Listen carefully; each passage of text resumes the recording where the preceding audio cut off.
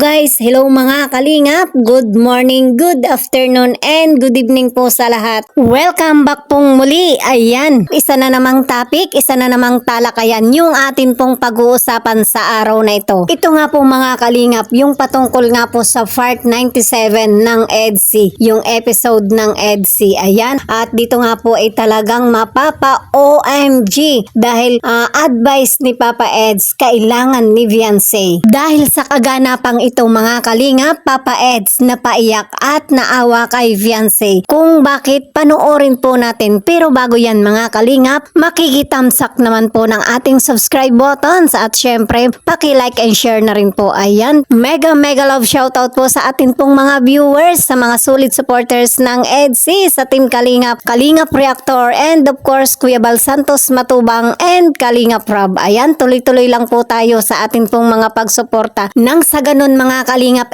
tuloy-tuloy din po yung pagtulong nila. Ayan, tuloy-tuloy na po tayo mga kalingap. Pag-usapan na po natin yung atin pong topic. OMG!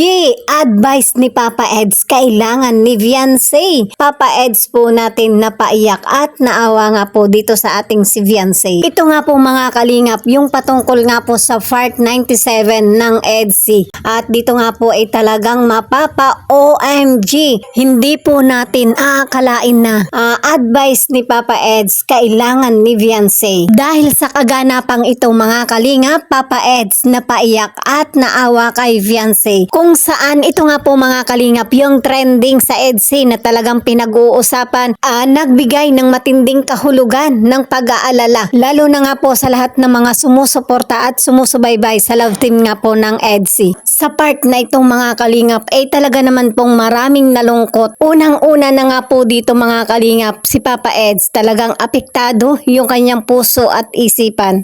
Sobrang nagulat, kinabahan sa mga pinagtapat nga po ni Viancy na gusto niyang mangyari. Naitigil po muna yung kanilang pagiging love team ni Papa Eds. At dito nga po mga kalingap, ramdam po natin yung pagluha ni Papa Eds sa mga kaganapang ito. Gaano nga ba kaapektado itong si Papa Eds? Balikan po natin. Panoorin po natin yung maikling video clips mula po sa live ni Kalingap Edu. Grabe.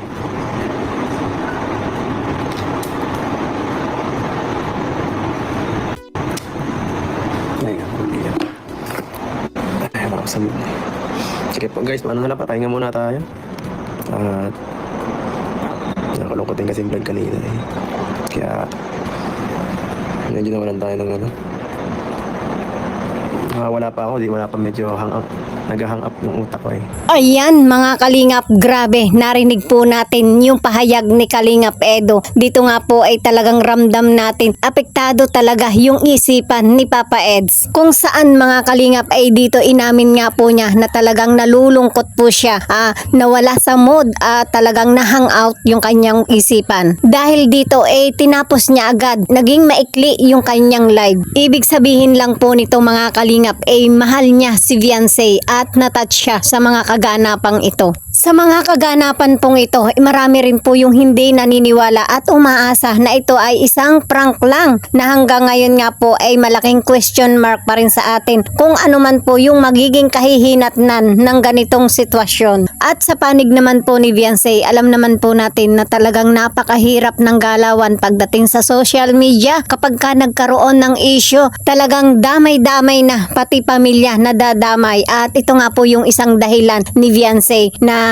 ayaw niyang madamay yung kanyang pamilya sa mga isyong nangyayari sa kanyang kapaligiran. Ayan. At syempre mga kalingap, ang lahat nga pong nararanasan ni Viancy lubos naman pong nauunawaan at naiintindihan nga po ni Papa Eds para kay Viancy. Kahit nga po tayo lubos po nating nauunawaan itong si Viancy sa kanyang sitwasyon. Sabi nga po natin sa ilang vlogs po natin nitong nakaraan, ito nga pong mga pagsubok na ito ang siyang magpapatingkad ng kanilang pagmamahalan. Batid naman po natin na sila ay may sila, di ba? Umaasa tayo mga kalingap, yung pagiging sila ay hindi matatapos sa ganito lang, di ba? At ayun nga po kay Kuya Bal, hindi pwedeng mawala ang EDSI. Ayan, panghawakan po natin yan. At malay nga po natin na ito ay isang strategy lang. Isang pasabog na ang ending, kasalan na.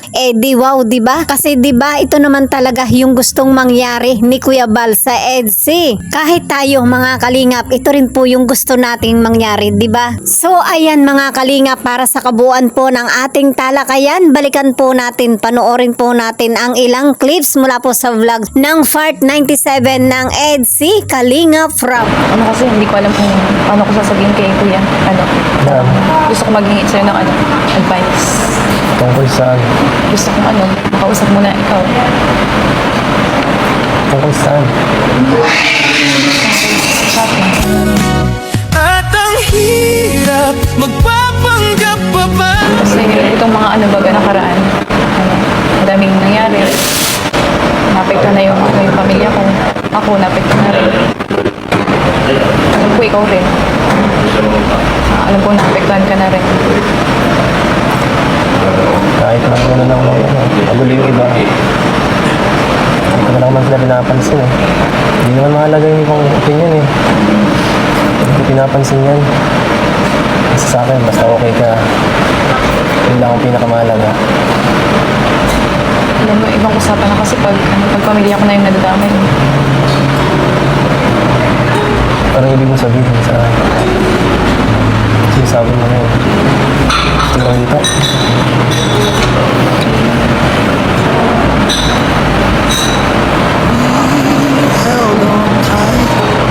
Parang gusto ko nang patigil.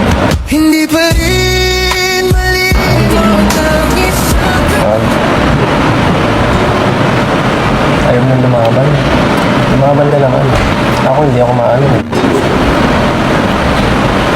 Kung kailangan independent sa lab, gagawin ko.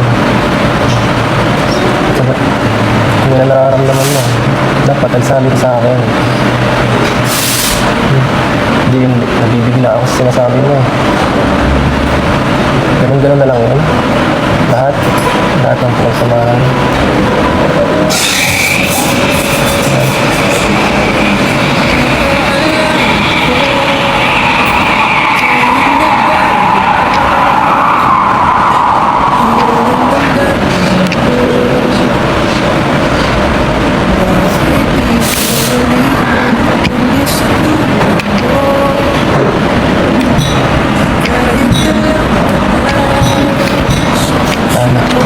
Wala na kasi kung ibang maisip na paraan.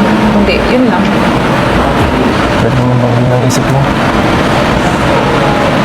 Ewan.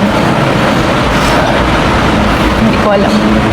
Baka gawa lang yun ng galit. Kaya mo nasasabi yan eh. Baka pwedeng pag-isipan mo munang mabuti. Yung mga basyo, hindi naman yung mawawala eh.